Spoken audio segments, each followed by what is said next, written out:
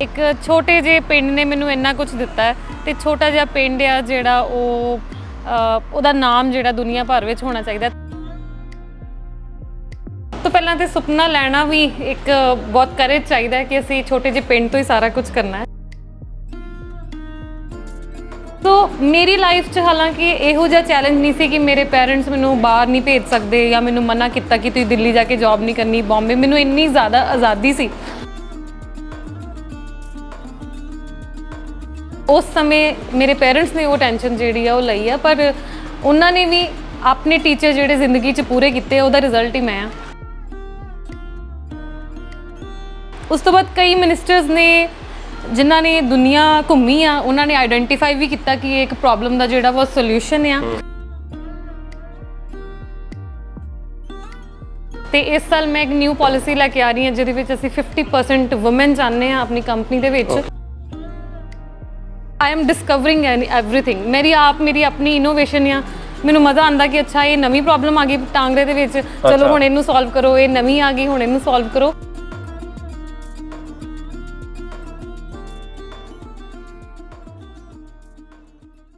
ਅੱਜ international woman day ਹੈ ਤਾਂ ਅੱਜ ਦਾ ਦਿਨ ਕਿਤੇ ਨਾ ਕਿਤੇ ਉਹਨਾਂ ਮਹਿਲਾਵਾਂ ਨੂੰ ਸਮਰਪਿਤ ਕੀਤਾ ਜਾਂਦਾ ਹੈ ਜਿਨ੍ਹਾਂ ਨੇ ਕਿ ਸਮਾਜ ਦੇ ਵਿੱਚ ਕੋਈ ਬਹੁਤ ਵੱਡਾ ਕੰਮ ਕੀਤਾ ਹੈ। ਤਾਂ ਅੱਜ ਅਸੀਂ ਤੁਹਾਨੂੰ ਇੱਕ ਐਸੀ ਪਰਸਨੈਲਿਟੀ ਨਾਲ ਮਿਲਾਉਣ ਜਾ ਰਹੇ ਹਾਂ ਜਿਸ ਨੇ ਕਿ ਸਮਾਜ ਦੇ ਵਿੱਚ ਇੱਕ ਮਿਸਾਲ ਕਾਇਮ ਕੀਤੀ, ਖਾਸ ਕਰਕੇ ਪੰਜਾਬ ਦੇ ਪਿੰਡ ਦੀ ਕੁੜੀ ਜੋ ਕਿ ਅੱਜ ਦੁਨੀਆ ਭਰ ਦੇ ਵਿੱਚ ਆਪਣਾ ਨਾਮ ਬਣਾ ਚੁੱਕੀ ਹੈ। ਤਾਂ ਤੁਸੀਂ ਤਸਵੀਰ ਦੇਖ ਸਕਦੇ ਹੋ ਕਿ ਮਨਦੀਪ ਕੌਰ ਟਾਂਗਰਾ, ਪਿੰਡ ਟਾਂਗਰਾ 'ਚ ਤੁਹਾਡਾ ਸਵਾਗਤ ਹੈ। ਤਾਂ ਤੁਸੀਂ ਦੇਖੋ ਕਿ ਤਿੰਨੋਂ ਲੈਂਗੁਏਜ ਪੰਜਾਬੀ, हिंदी तो इंग्लिश दे विच लिखिया है।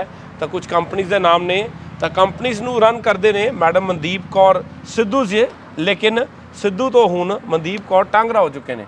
सब तो पहला तो मैडम बहुत बहुत बधाई तुहानूं अज दे दिन दी। थैंक यू जी, thank you so much. Thank you कि ग्रेट पंजाब ने मैनू चुनिया जी। मैडम एक होर सब तो पहला सवाल है कि सिद्धू तो टांगरा का सफ़र किदां दा रहा, किवें होया कि एक बंदे की आइडेंटिटी ही बदल गई?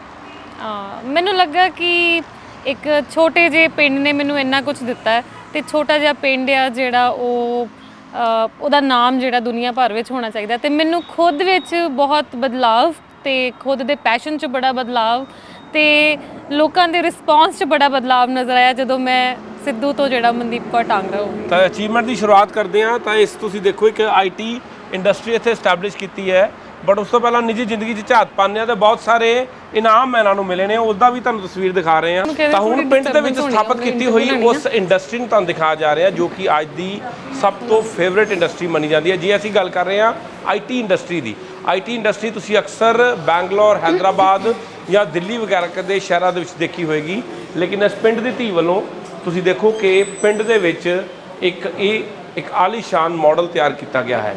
सरकारां जदों चोणां लड़दियां ने तो बहुत सारे मॉडल दी गल्लां करदियां ने, लेकिन एक यह मॉडल है पिंड टांगरा का है। ये एक पिंड दे विच IT इंडस्ट्री जी इस वे चल रही है और इस नूं दिखाने का मकसद है सी कि इस नूं चला रहे हैं खुद मनदीप कौर टांगरा।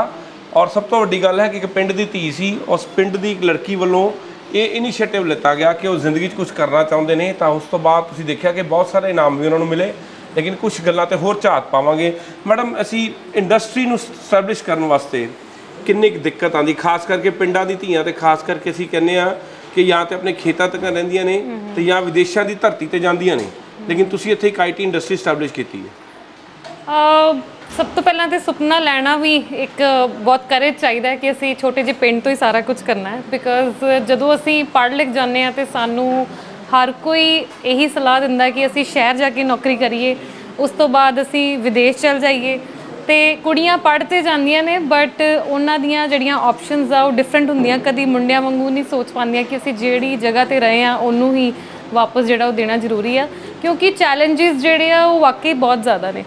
सो मेरी लाइफ च हालांकि इहो जिहा चैलेंज नहीं सी कि मेरे पेरेंट्स मैनू बाहर नहीं भेज सकते या मैनू मना किया कि तुसीं दिल्ली जाके जॉब नहीं करनी, बॉम्बे। मैनू इन्नी ज़्यादा आज़ादी सी, पर मैनू लगता कि खुद नूं इन्नी आज़ादी होने के बावजूद भी मैं एक सल्यूशन कढ़िया है कि तुसीं ज़रूरी नहीं कि कुड़ियां ने दूर जाके ही काम करना है, अपने पिंड विच अपने लोगों नाल रह के भी असीं कुछ ना कुछ इस्टैबलिश कर सकते हैं।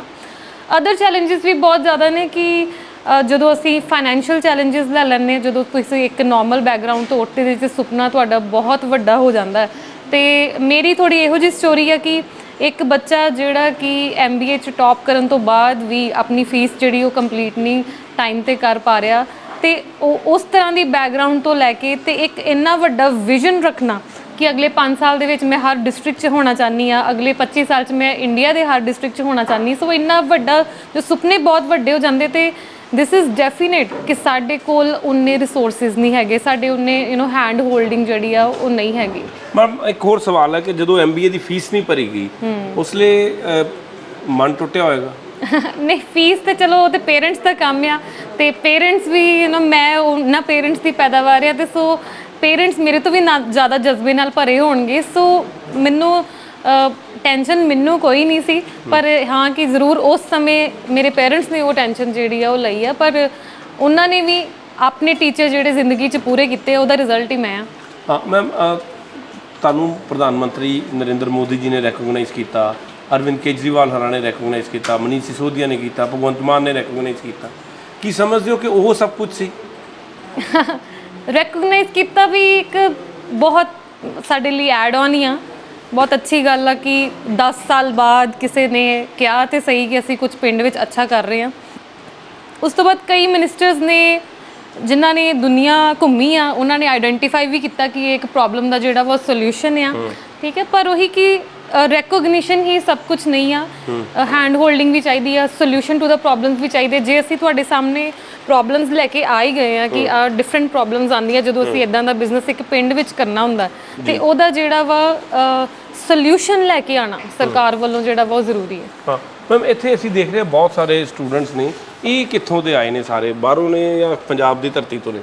ਸਾਡੀ ਪਾਲਿਸੀ ਹੈਗੀ ਆ ਕਿ 25% ਆਫ ਦੀ EMPLOYEES ਜਿਹੜੇ ਆ ਉਹ ਵਿਦਿਨ 15 ਕਿਲੋਮੀਟਰ ਏਰੀਆ ਹੋਣੇ ਚਾਹੀਦੇ ਆ, ਤੇ ਇਸ ਸਾਲ ਮੈਂ ਇੱਕ ਨਿਊ ਪਾਲਿਸੀ ਲੈ ਕੇ ਆ ਰਹੀ ਹਾਂ ਜਿਹਦੇ ਵਿੱਚ ਅਸੀਂ 50% ਔਮਨ ਚਾਹੁੰਦੇ ਹਾਂ ਆਪਣੀ ਕੰਪਨੀ ਦੇ ਵਿੱਚ, ਤੇ ਇਸ ਨੂੰ ਅਸੀਂ ਇਸ ਸਾਲ ਦੇ ਵਿੱਚ ਕੰਪਲੀਟ ਕਰਨ ਦੀ ਕੋਸ਼ਿਸ਼ ਕਰਾਂਗੇ।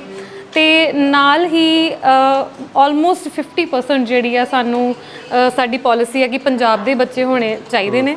ਤੇ ਹਮੇਸ਼ਾ ਜਦੋਂ ਵੀ ਅਸੀਂ ਜਿਹੜੀ ਵੀ ਸਟੇਟ ਵਿੱਚ ਹੋਵਾਂਗੇ, ਭਾਵੇਂ ਪੰਜਾਬ 'ਚ ਭਾਵੇਂ ਹਰਿਆਣਾ 'ਚ, ਫਿਊਚਰ 'ਚ ਜਿਹੜੀ ਸਟੇਟ 'ਚ ਹੋਵਾਂਗੇ, ਅਸੀਂ 50% ਜਿਹੜੇ ਬੱਚੇ ਆ ਉਹ ਉਸੇ ਸਟੇਟ ਦੇ ਜਿਹੜੇ ਆ ਉਹ ਅਸੀਂ ਲਵਾਂਗੇ, ਠੀਕ ਹੈ। ਸੋ ਤੇ 15 ਕਿਲੋਮੀਟਰ ਦੇ ਜਿਹੜੇ ਘੇਰੇ ਨੂੰ ਵੀ ਅਸੀਂ ਬਹੁਤ ਜ਼ਿਆਦਾ ਪ੍ਰੈਫਰੈਂਸ ਜਿਹੜੀ ਆ ਉਹ ਦੇਵਾਂਗੇ। ਮੈਮ ਦਿੱਕਤਾਂ ਕਿੱਥੇ ਆਈਆਂ? ਸਭ ਤੋਂ ਜ਼ਿਆਦਾ ਦਿੱਕਤ ਕਿੱਥੇ ਸੀ ਜਿੱਥੇ ਕਿ ਇੱਕ ਮਨਦੀਪ ਕੌਰ ਸਿੱਧੂ ਦਾ ਸੁਪਨਾ ਜਿਹੜਾ ਟੁੱਟਦਾ ਆਇਆ ਸੀ?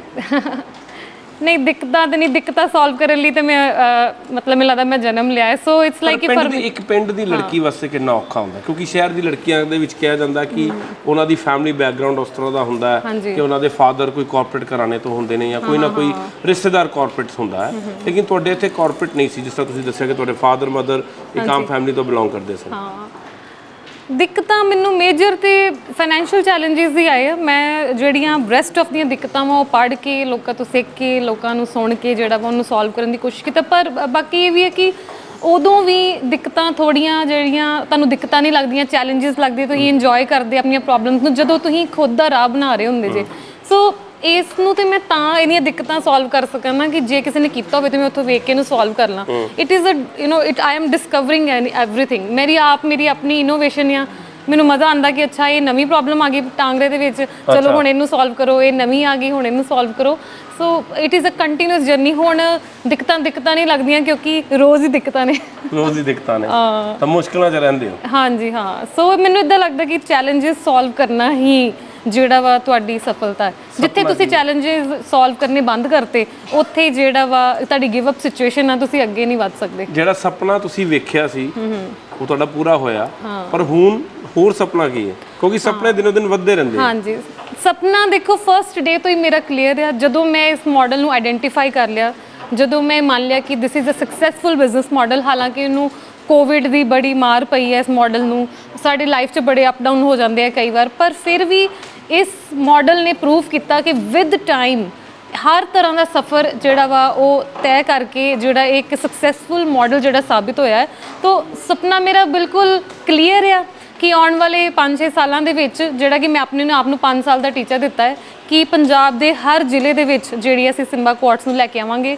ਮੇਰੇ ਟੀਮ ਮੈਂਬਰ ਜਿਹੜੇ ਇੱਥੇ ਦੂਜੇ ਜ਼ਿਲ੍ਹਿਆਂ ਤੋਂ ਕੰਮ ਕਰ ਰਹੇ ਨੇ ਉਹ ਲੀਡ ਕਰਨਗੇ ਉਹਨਾਂ ਨੂੰ, ਤੇ ਉਸ ਤੋਂ ਬਾਅਦ ਅਸੀਂ ਜਿਹੜਾ ਵਾ ਆਪਣੇ ਨੈਕਸਟ 25 ਇਅਰਸ ਦੇ ਵਿੱਚ ਹਰ ਦੇਸ਼ ਦੇ ਡਿਸਟ੍ਰਿਕਟ ਵਿੱਚ ਜਾਣਾ ਚਾਹਾਂਗੇ। ਮੇਰਾ ਕਲੀਅਰ ਆ, but I am very clear. ਹਾਂ, ਮੇਰਾ ਬਿਜ਼ਨਸ ਵੱਖਰਾ ਹੋ ਸਕਦਾ ਹੈ।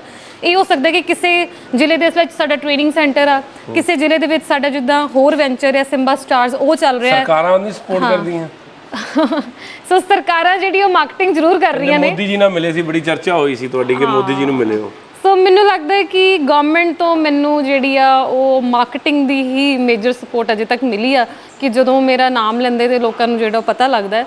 ਪਰ ਗਰਾਊਂਡ ਲੈਵਲ ਤੇ ਵੀ ਹੌਲੀ ਹੌਲੀ ਗੱਲਬਾਤ ਚੱਲਦੀ ਰਹਿੰਦੀ ਆ। ਆਈ ਹੋਪ ਕਿ ਫਿਊਚਰ 'ਚ ਕੁਝ ਨਿਕਲ ਕੇ ਆਏ। ਪਰ ਕਈ ਵਾਰ ਮੈਂ ਅਕਸਰ ਲਿਖ ਵੀ ਦਿੰਦੀ ਆ ਕਿ ਇੰਨੀ ਦੇਰ ਨਾ ਹੋ ਜੇ ਕਿ ਉਹਨੂੰ ਚੀਜ਼ਾਂ ਹੀ ਹੱਥਾਂ 'ਚੋਂ ਨਿਕਲ ਜਾਣ। ਸੋ ਕਿਉਂਕਿ it is a very big vision. ਇਹ ਜਿਹੜੇ ਕਿੰਨਾ ਕੁ ਬੱਚਿਆਂ ਦਾ ਰੋਜ਼ਗਾਰ ਜਿਹੜਾ ਤੁਹਾਡੇ ਵੱਲੋਂ ਸਟੈਬਲਿਸ਼ ਕੀਤਾ ਗਿਆ? ਮੇਰੇ ਕੋਲ ਆਲਮੋਸਟ 130 EMPLOYEES ਨੇ ਇੱਥੇ ਤੇ ਆਲਮੋਸਟ 40 ਤੋਂ 50 ਬੱਚੇ ਜਿਹੜੇ ਆ ਉਹ ਰੋਜ਼ ਇੱਥੇ ਸਿੱਖਣ ਆਉਂਦੇ ਨੇ। ਆਲਮੋਸਟ ਲਾਓ ਕਿ ਡਾਇਰੈਕਟ ਇਨਡਾਇਰੈਕਟ ਜੇ ਆਪਾਂ ਲਾਈਏ ਤੇ 200 ਲੋਕ ਰੋਜ਼ ਇੱਥੇ ਆ ਜਾ ਰਹੇ ਨੇ। ਵੱਡੇ ਵੱਡੇ ਲੋਕ ਨਹੀਂ 200 ਲੋਕਾਂ ਨੂੰ ਨੌਕਰੀ ਦੇ ਸਕਦੇ। ਹਾਂ, ਨਹੀਂ ਦੇ ਤੇ ਸਕਦੇ ਨੇ, ਪਰ ਇਹ ਕਿ ਇੱਕ ਓਨੈਸਟ ਵੈਂਚਰ। ਅੱਛਾ, ਇੱਕ ਇੱਥੇ ਹੋਰ ਮੈਂ ਥੋੜਾ ਤੁਹਾਨੂੰ ਰੋਕਣਾ ਚਾਹਾਂਗਾ, ਪੰਜਾਬ 'ਚ ਕਿਉਂ ਨਹੀਂ ਇਹ ਕਲਚਰ ਸਟੈਬਲਿਸ਼ ਹੋ ਸਕਿਆ? ਹਾਂ, ਪੰਜਾਬ ਵਿੱਚ ਹੋਏਗਾ ਕਲਚਰ। ਦੇਖੋ ਸਾਡੇ ਪੰਜਾਬ 'ਚ ਪ੍ਰੋਬਲਮ ਕਿਸੇ ਚੀਜ਼ ਦੀ ਨਹੀਂ ਹੈ, ਮੇਜਰ ਪ੍ਰੋਬਲਮ ਆ ਉਦਾਹਰਨ ਦੀ। ਠੀਕ ਹੈ, ਸੋ ਉਦਾਹਰਨ ਸੈੱਟ ਕਰਨਾ ਜਿਹੜਾ ਬਹੁਤ ਜ਼ਰੂਰੀ। ਸੋ ਮੈਂ ਅਕਸਰ ਹੀ ਜਦੋਂ ਵੀ ਅੱਗੇ ਵਧ ਰਹੀਆਂ ਔਰਤਾਂ ਨੂੰ ਆਪਣੀ ਲਾਈਫ ਵਿੱਚ ਰਾਈਜ਼ ਕਰਦੇ ਲੋਕਾਂ ਨੂੰ ਮਿਲਦੀ ਹਾਂ ਤੇ ਮੈਂ ਉਹਨਾਂ ਨੂੰ ਇਹੀ ਕਹਿੰਦੀ ਹਾਂ ਕਿ ਸਾਡੇ ਲਈ ਐਗਜ਼ਾਮਪਲ ਸੈੱਟ ਕਰਨਾ ਜਿਹੜਾ ਉਹ ਬਹੁਤ ਜ਼ਰੂਰੀ ਆ। ਹੌਲੀ ਹੌਲੀ ਜਦੋਂ ਮਨਦੀਪ ਵਰਗੇ ਬੱਚੇ ਜਾਂ ਹੋਰ ਤੁਸੀਂ ਦੇਖਦੇ ਹੋ ਇੰਨੀਆਂ ਅੱਛੀਆਂ ਐਗਜ਼ਾਮਪਲਸ ਤੁਹਾਡੇ ਚੈਨਲ ਤੇ ਆਪਾਂ ਦੇਖਦੇ ਹਾਂ ਕਿ ਜਦੋਂ ਉਹ ਸਮੇਂ ਦੇ ਨਾਲ ਹਨਾ ਐਸਟੈਬਲਿਸ਼ ਹੁੰਦੇ ਜਾਣਗੇ, ਉਹ ਸਕਸੈਸਫੁਲ ਐਗਜ਼ਾਮਪਲ ਪੰਜਾਬ ਵਿੱਚ ਕ੍ਰੀਏਟ ਕਰਨਗੇ ਤੇ ਲੋਕਾਂ ਨੂੰ ਆਪੇ ਜਿਹੜਾ ਯਕੀਨ ਆ। ਰਿਵਰਸ ਮਾਈਗ੍ਰੇਸ਼ਨ ਵੀ ਤੁਸੀਂ ਚਲਾਉਂਦੇ ਹੋ? ਹਾਂ, ਰਿਵਰਸ ਮਾਈਗ੍ਰੇਸ਼ਨ ਜਿਹੜਾ ਵਾ ਉਹ ਬਹੁਤ ਅੱਛਾ ਕੰਮ ਕਰ ਰਿਹਾ। ਪਰ ਤੁਹਾਨੂੰ ਵੀ ਇਹ ਦੱਸਣਾ ਚਾਹਨੀ ਕਿ ਰਿਵਰਸ ਮਾਈਗ੍ਰੇਸ਼ਨ ਇਜ਼ ਨਾਟ ਕਿ ਤੁਸੀਂ ਤੁਸੀਂ ਕੋਈ ਵੀ ਹੋਰ ਐਕਟੀਵਿਟੀ ਕੀਤੀ ਨਾ ਬਾਹਰ ਦੀ ਤੇ ਪੰਜਾਬ ਦੀ ਤੇ ਉਹ ਰਿਵਰਸ ਮਾਈਗ੍ਰੇਸ਼ਨ ਆ। Reverse migration is actually when somebody choose ਕਿ ਉਹ ਬਾਹਰੋਂ ਇੱਥੇ ਆ ਕੇ ਬਿਜ਼ਨਸ ਕਰੇਗਾ, ਇੱਥੋਂ ਇਕਨੋਮਿਕ ਐਕਟੀਵਿਟੀ 'ਚ ਉਹਦਾ ਕੰਟਰੀਬਿਊਸ਼ਨ ਹੋਏਗਾ।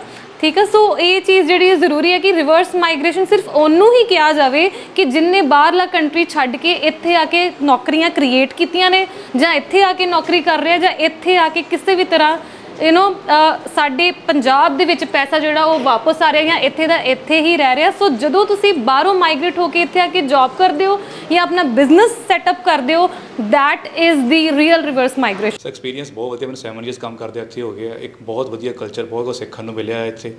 ਮੈਂ ਜਦੋਂ ਸਟਾਰਟਿੰਗ ਕੀਤੀ ਸੀ ਸ਼ਾਇਦ ਮੈਨੂੰ ਇੰਨੀ ਨੌਲੇਜ ਨਹੀਂ ਸੀ ਉਦੋਂ, ਬਟ ਹੁਣ ਮੈਂ ਆਫਟਰ 7 ਇਅਰਸ ਇਸ ਲੈਵਲ ਤੇ ਪਹੁੰਚਿਆ ਕਿ ਮੈਂ 100+ ਟੀਮ ਮੈਂਬਰ ਜਿਹੜੇ ਵਾ ਉਹਨਾਂ ਨੂੰ ਮੈਂ ਗਾਈਡ ਕਰ ਰਿਹਾ ਵਾਂ, ਅੱਗੋਂ ਮੈਂ ਉਹਨੂੰ ਚਲਾ ਰਿਹਾ ਵਾਂ। ਸੋ ਐਕਸਪੀਰੀਅੰਸ ਬਹੁਤ ਵਧੀਆ ਵਾ। ਠੀਕ ਹੈ, ਤੇ ਫਿਊਚਰ 'ਚ ਆਪਾਂ ਹੋਰ ਗਰੋ ਕਰਨਾ ਹਜੇ। ਵਿਦੇਸ਼ ਕਿਉਂ ਨਹੀਂ ਗਏ? ਵਿਦੇਸ਼ ਤਾਂ ਦਿਮਾਗ 'ਚ ਆਏ ਨਹੀਂ ਦੇਸ਼ ਜਾਂਦਾ। ਇੱਥੇ ਇੰਨਾ ਵਧੀਆ ਮਾਹੌਲ ਮਿਲ ਰਿਹਾ ਪਿਆ ਵਾ, ਹਰ ਚੀਜ਼ ਪੂਰੀ ਹੋ ਰਹੀ ਆ, ਨੌਲੇਜ ਮਿਲ ਰਹੀ ਆ, ਅੱਛੀ ਸੈਲਰੀ ਮਿਲ ਰਹੀ ਆ। ਕਦੀ ਵਿਦੇਸ਼ ਦਿਮਾਗ 'ਚ ਆਇਆ ਹੀ ਨਹੀਂ। ਜੀ ਮੈਮ, ਤੁਸੀਂ ਕੀ ਕਹਿਣਾ ਚਾਹੋਗੇ ਕਿਸ ਤਰ੍ਹਾਂ ਇੱਕ ਲੇਡੀ ਦੇ ਤੌਰ ਦੇ ਉੱਤੇ? ਸਰ ਐਕਚੁਅਲੀ ਗੱਲ ਇਹ ਹੈ ਕਿ ਜਿਵੇਂ ਮੈਂਟਰ ਹੀ ਆਪਣੇ ਬਹੁਤ ਵਧੀਆ ਹੁੰਦੇ ਆ ਹੈ ਨਾ, ਅਤੇ ਆਪਾਂ ਨੂੰ ਸਾਰਾ ਕੁਝ ਸਿੱਖਣ ਨੂੰ ਉਹਨਾਂ ਤੋਂ ਮਿਲ ਰਿਹਾ। ਹਰ ਚੀਜ਼ ਪਰਸਨਲੀ ਪ੍ਰੋਫੈਸ਼ਨਲੀ ਹਰ ਚੀਜ਼ ਦਾ ਧਿਆਨ ਰੱਖਿਆ ਜਾਂਦਾ। ਸੋ ਹਰ ਚੀਜ਼ ਗਰੋਥ ਇੱਥੇ ਹੈਗੀ ਆ। ਜੋ ਵੀ ਚੀਜ਼ ਰਿਕੁਆਇਰਡ ਆਈ ਥਿੰਕ ਕਰੀਅਰ ਵਾਸਤੇ, ਆਪਣੀ ਪਰਸਨਲ ਲਾਈਫ ਵਾਸਤੇ, ਉਹ ਐਵਰੀਥਿੰਗ ਸਾਡਾ ਇੱਥੇ ਹੀ ਫੁਲਫਿਲ ਹੁੰਦਾ। ਜੀ, ਕੀ ਕਹਿਣਾ ਚਾਹੋਗੇ? ਸੇਮ ਅਗਰ ਮੈਂ ਆਪਣੀ ਗੱਲ ਕਰਾਂ ਤਾਂ ਮਤਲਬ ਮੇਰੇ ਪੇਰੈਂਟਸ ਮੇ ਵੀ ਮੈਨੂੰ ਬਾਹਰ ਨਾ ਜਾਣ ਦਿੰਦੇ ਕਿਤੇ ਹੋਰ ਜੌਬ ਕਰਨ ਲਈ। ਉਹ ਇਸ ਪਿੰਡ ਟਾਂਗਰਾ ਦੇ ਵਿੱਚ ਅਗਰ ਕੰਪਨੀ ਨਾ ਓਪਨ ਹੁੰਦੀ ਤਾਂ ਮੇ ਵੀ ਮੈਂ ਜੌਬ ਨਾ ਕਰਦੀ ਹੁੰਦੀ। ਮਨਦੀਪ ਮੈਮ ਨੇ ਇੱਥੇ ਇਨੀਸ਼ੀਏਟਿਵ ਲਿਆ ਤੇ ਮੈਂ ਉਹਦੇ ਕਾਰਨ ਅੱਜ ਜੌਬ ਕਰ ਰਹੀ ਹਾਂ। ਜੋ ਵੀ ਕੁਝ ਆ ਅੱਜ ਇੱਥੋਂ ਸਿੱਖ ਕੇ ਤੇ ਇੱਥੋਂ ਤੱਕ ਪਹੁੰਚੇ ਹਾਂ। ਬੈਸਟ ਟੀਮ ਦੀ ਤੁਹਾਨੂੰ ਦਿਖਾ ਰਹੇ ਜੀ ਮੈਮ, ਤੁਸੀਂ ਕੀ ਕਹਿਣਾ ਚਾਹੋਗੇ ਸਰ? ਸਰ ਦੇਖੋ, ਬਹੁਤ ਅੱਛਾ ਐਕਸਪੀਰੀਅੰਸ ਹੈ। ਮੇਰਾ ਵੀ ਸੇਮ ਹੀ ਇਹ ਮੰਨਣਾ ਕਿ ਜਦੋਂ ਸਭ ਕੁਝ ਇੱਥੇ ਫੁੱਲਫਿਲ ਹੋ ਰਿਹਾ ਤਾਂ ਆਪਾਂ ਨੂੰ ਬਾਹਰ ਜਾਣ ਦੀ ਕੀ ਨੀਡ ਹੈਗੀ ਆ। ਜਦੋਂ ਅੱਛੀ ਗਰੋਥ ਮਿਲ ਰਹੀ ਹੈ, ਤੁਹਾਨੂੰ ਅੱਛਾ ਪੈਕੇਜ ਮਿਲ ਰਿਹਾ, ਅੱਛਾ ਐਕਸਪੀਰੀਅੰਸ ਮਿਲ ਰਿਹਾ, ਇੰਨੀ ਚੀਜ਼ਾਂ ਮੈਨੇਜ ਕਰਨ ਨੂੰ ਮਿਲ ਰਹੀਆਂ ਕਿ ਤੁਸੀਂ ਮਲਟੀਟਾਸਕਰ ਬਣ ਜਾਂਦੇ ਹੋ। ਉੱਦਾਂ ਕੀ ਹੁੰਦਾ ਕਿ ਇੱਕ ਚੀਜ਼ ਆਪਾਂ ਰਿਪੀਟ ਉਹੀ ਕਰੀ ਜਾਂਦੇ। ਹੁਣ ਸਾਰਾ ਕੁਝ ਘਰ ਅਕਾਊਂਟਸ ਵੀ ਦੇਖ ਰਹੇ ਹਾਂ, ਮੈਨੇਜਮੈਂਟ ਵੀ ਦੇਖ ਰਹੇ ਹਾਂ, ਸਭ ਕੁਝ ਸੇਲਸ ਦੇਖ ਰਹੇ ਹਾਂ, ਪੇਮੈਂਟਸ ਦੇਖ ਰਹੇ ਹਾਂ, ਸਭ ਕੁਝ ਦੇਖ ਰਹੇ ਹਾਂ। ਸਰ ਮੇਰੀ ਐਕਚੁਅਲੀ ਇਹ ਸੈਕਿੰਡ ਜੋਬ ਹੈ। ਪਹਿਲੀ ਜੋਬ ਮੇਰੀ ਇੱਥੇ ਅੰਮ੍ਰਿਤਸਰ ਸੀ, ਬਟ ਮੈਂ ਆਈਟੀ 'ਚ ਮੂਵ ਕਰਨਾ ਚਾਹੁੰਦਾ ਅਤੇ ਮੈਂ ਦੇਖਿਆ ਕਿ ਆਈਟੀ ਕੰਪਨੀ ਇਹ ਸਿੰਗਲ ਕੰਪਨੀ ਅੰਮ੍ਰਿਤਸਰ 'ਚ ਰਾਈਟ। ਅਤੇ ਮੈਂ ਕਾਫੀ ਸਰਚ ਕੀਤਾ ਨਿਊ ਦਿੱਲੀ, ਗੁੜਗਾਉਂ ਵਗੈਰਾ, ਬਟ ਮੈਂ ਆਪਣੀ ਫੈਮਿਲੀ ਨੂੰ ਛੱਡ ਕੇ ਨਹੀਂ ਜਾਣਾ ਚਾਹੁੰਦਾ ਸੀ।